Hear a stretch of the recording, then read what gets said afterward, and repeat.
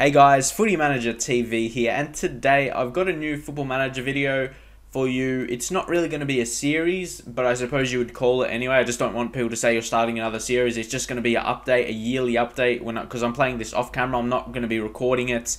I'm just going to be doing an update at the end of the season, showing you the transfers I did make and the results, who was the better players and all of that, where I finished. Maybe some younger players coming through, because that's what this is going to be about, this save I'm doing. It's more so going to be, I'm going to look to improve the quality of the A-League, improve the facilities of the teams, and you probably sit there and think you can only improve the team you're at, and that's the thing. With the team I'm at, I want to win the league, win the Champions League, Asian Champions League, of course, and then I would resign. I might try and do well in the club championships, but I don't think that's realistic to win that competition, because you would face someone like Man United or whoever's the winner of the Champions League, of course. But yeah, that's the thing. It's going to be more so about winning the Asian Champions League, but I'm not going. If I win the Asian Champions League, I'm not going to stop it there. I'm going to make sure the club facilities, more so the youth facilities, I guess training as well, is in a good stead, because then I can leave them, then move on to the next Australian team in the league, and then really build the league into a super league.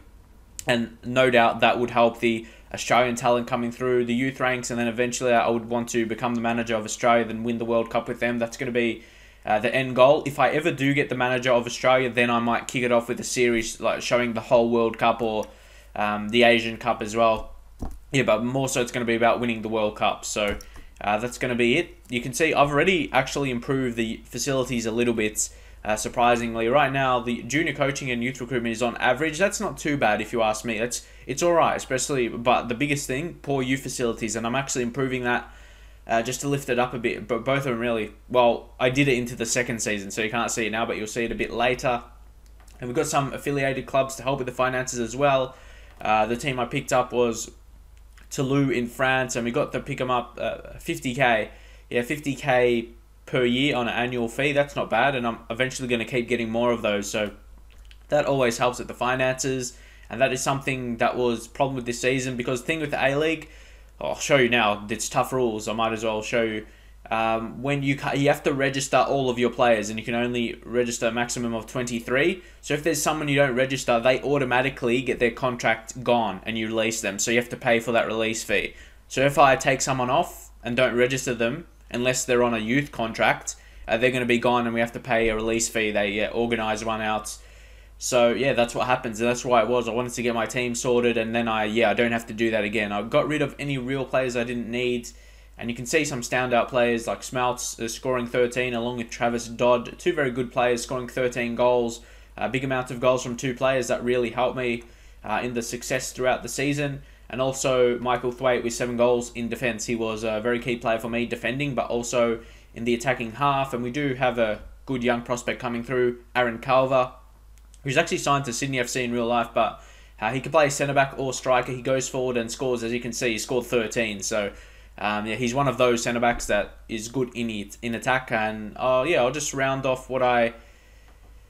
the player signings, I think I didn't go through those. I'll go through them before going through the results. This is the start of the season, the transfers I made. First up was Milos Dimitrovic, one of the 5 foreign players you're allowed to have in the A-League. And he was a super player, no doubt. You can see his attributes are really strong. He's got okay pace for a central midfielder that is 30, 11 pace. Not too bad, not too bad. He's a very good passer, creates heaps. And you will just see, he actually played more of a right midfielder role than a centre mid, because you had to allow other centre mids in the team. He got 17 assists, so he was the guy who basically created most of the goals, and yeah, that's pretty obvious there. Next up was Facundo Quiroga, signed him on a free transfer, started the season, obviously 35 years of age and now 36. He's an ex-Argentinian international player, so he's got that experience. That's what I did want to bring to the team, but I think I'm just going to let him go. Well, I did in fact let him go for the second season, because I played through this already, and I just saved this as at the end of the season. That's, if you see me talking about the future, that's why. If you're wondering how I could talk about the future, I saved it in as another file at the end of the season. But anyway, the only downside to him, he's pretty slow, but other than that, he's a super defender for this level. He scored 6 goals as well. Centre backs did well in scoring goals, and he got a fairly solid average rating, so he did the job as another foreign player. And another foreign player who, I know it's hard to say because he was already in Australia for quite a few seasons, so he was already familiar with the league. And I probably did have plans to sign him up in the future because he almost would have had the Australian nationality. He just needed to play for another year, but I felt he was decreasing in his quality, and he was just a backup player for this season, so I didn't see that I needed him. And for the next season, my quota of players was filled up anyway, so he couldn't be in the team, and I was happy with the Australian players I signed. So that was all the signings I made, really. So now we'll check out what happened in the league. Central Coast won it. Their team was just too good, and the next season they just signed big players. I won't spoil that. You're going to have to wait and see, but they made some big signings to make it even harder to beat them, and again, they notch up another win. It's very hard, and I'm looking for my first win in the competition. You see here, Perth Glory never won. The closest they came was, last season with me, or this season, however you want to call it. But in real life, the closest they came was third in 2012. So that's what happens in real life, but they haven't won yet. So that's, again, another thing I want to grow with them. But one guy who showed that, he doesn't look too amazing, Adam Kwasnik. He was a very good striker, of course, winning the leading goals by a big margin. Well, it doesn't seem like a big margin, 4 goals, but it pretty much is, especially with his finishing only being 9. He's more of a technical player, more of a wider. He's natural as a left midfielder, actually, but he's pretty solid, experienced player. So surprisingly, he's never played for Australia, a guy who can get that much goals in this league. But that's it. But for me, Shane Smeltz and Travis Dodd scored the 13 to get both here. They both scored 13, so that was a good effort by them both. Shane Smeltz, who's the leading all-time scorer in the A-League, especially now after my extra goals with him. And he's 32 years old. Experience, will play next season, no doubt, but I'm not sure how long he's going to last because, players age and they go down. I'll be looking to bring through some youth, hopefully. We pull through some, and you won't be seeing them till the next update because that happens in September. For whatever reason, it's a bit different to other leagues. It happens at the start of the new season, opposed to coming towards the end. So that's how that works. And Travis Dodd, I was actually surprised how good he started very, very early. But he's 34, so he's been declining over the season, but he was fantastic, especially earlier in the season. I'll just show you for a bit of form update. See, he really didn't score towards the end of the season. See, over that period that I just showed you, in the last 20 games, he only scored 3 times. So that gives you a big idea to how well he started into the league season. He started like a house on fire. I was really surprised. He was scoring all these goals, and looking at his attributes wasn't too amazing. So he finished above Emil Heskey, and Heskey showing he can still provide enough goals to be in the top 5 goal scorers for the season. Still at 36 years of age, he can put in the goals at this level, no doubt, because he is a quality player, at least for this level. And the average rating, Dimitrovic, again with the assist, like I said, and Travis Dodd did well, and Mile Stojovski, Central Coast Mariners, another. You see the experienced players really play well at this level, and that's obviously a recurring thing you're going to see. And that was pretty much it, and I really cannot believe the United Arab Emirates League is above us, the Iran League, and the Qatar League, and the Saudi Arabia League. I can understand South Korea and the... would that be the Chinese League? Chinese League or Japanese League, same thing. Not same thing, but still, like I said. Japanese and South Korea, I can understand why they're above us, but Saudi Arabia and Qatar and Iran and United Arab Emirates, don't understand how they are higher reputation. So that's something I look to improve as well. So there is different things I want to incorporate with this, but like I said, this is going to be more so about me doing it privately, and I'm just going to do an update after every season. It's not really going to be a series, it's just an update of videos after I finish a season. And the really only bright talent, okay, we've got a couple, but there's one standout who's always wanted, he's wanted by heaps of clubs, Daniel De Silva, the only guy that I can remember that is Australian in Football Manager that's ever had a really, really high potential, because he made his debut last year in real life. Played 4 games when he just turned 16, I believe. Because, you have to be good to come in straight away. And that's really reflected in his attributes. And you can see he's growing, right now because it's the end of the season. It's going down a bit just because he's not in training.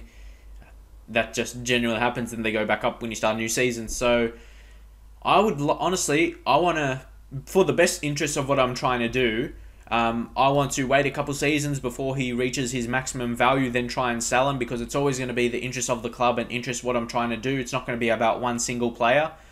This is what I'm probably going to do with other players. I'm going to sell them on in the future to improve the team, and then you improve the facilities, and they, because in the back of my head is to improve the Australian talent. So it would actually be better for him if he goes out to a bigger team with better training facilities and to reach his potential. So I do want that for him, but I want him to help us as well at the same time. So yeah, it's a bit of a hard thing, but right now he's one of my star players. Didn't do too amazingly in the first season. This is the thing. This is what you got to keep in your mind. He only scored 1 goal and got only 2 assists, but he still got over a 7 rating. Like, he's just general play in the matches, like with his passing, and that passing is very good. A good percentage of passing accuracy. That's what keeps it high. So he looks very good, and you see the transfer.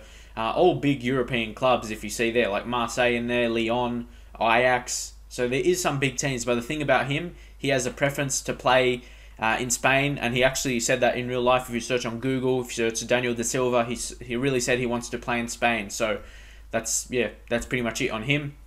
I really want to focus a lot on him, because he's going to be the main one who's going to bring us success, but also Australia success, and also money when we do in fact sell him. We need to get as much as we can for him, because he's a superstar talent, no doubt. And other talents there wasn't really anyone. There's Matthew Davies, he wasn't good at all, but I liked him because I like him in real life. Started this year getting some appearances for Perth when they have a few younger players. Not heaps of players in defence, to be honest, experienced players, so that's why he got a chance, and I wanted to give him a chance. But eventually in the second season, I let him go because I had to play. I had to manage more, so not because who I like in real life, more so who's the better talent for the team. Jack Clisby, another one. He's a young player, but he actually has some decent potential, so I kept him on. He can play left midfield. Had pretty bad finishing attributes, but it's gone up to 2, so that's alright. He's pretty weak, but we're looking to improve that in training. A left midfielder, but good at tackling as well, 14. So I'm not sure if he'd be good at Australian level, like Socceroos level, but it just remains to be seen. Anyone else? Young Brandon O'Neill again. He's a guy who I like to play defensive midfield because I need to fit my other attacking players. Like, obviously have De Silva in centre mid, then Dimitrovic, I move him to right midfield to allow for De Silva to play in central midfield. But I like O'Neill. In the second season, he goes into more of a defensive midfield role for me. So him and De Silva together in central midfield. Well, he's in defence midfield, and De Silva in central midfield. It's a good young partnership. Anyone else of note? Jamie Maclaren. This guy's another young prospect. Again, not sure if he'd be Australian level. Most of the games he played previously in real life was for Blackburn Rovers reserves. You see, he didn't play any professional games for them in the first team, but he played in reserve team and was a pretty regular goal scorer. So hopefully can improve to be at least a good striker for this level. I believe he can be. He can play multiple positions, which is always handy. And that's pretty much it on the younger types. There's this guy, Chris Harold. But I don't think, again, he'll have decent potential to be a good striker in this league, but I'm not sure that international level, I'm not sure if he'll reach that. You see 4-star report will be good for this level, but not too much above that. So I'm pretty sure that is it right now. And the only bad thing is we're in the red, and we actually, in the second season, we have a board takeover that fixes that up. We don't get like a sugar daddy or anything, but it fixes up our finances a little bit. It's kind of it's going lower again, so that's something I have to deal with. I might have to sell players, but it's not at this bad situation yet. So I'll just show you for proof of that. So I do want to show you a lot of things, as this is only updates. Oh yeah, it didn't happen yet, so I can't show you. But he's Portuguese, actually, Portuguese chairman. So Tony Sage, he decided to sell. We did actually sign some new coaches as well. We signed. I wanted to get some different nationalities. Hopefully they'll help with the youth coming through. I might get some unique players, maybe from Cameroon somehow.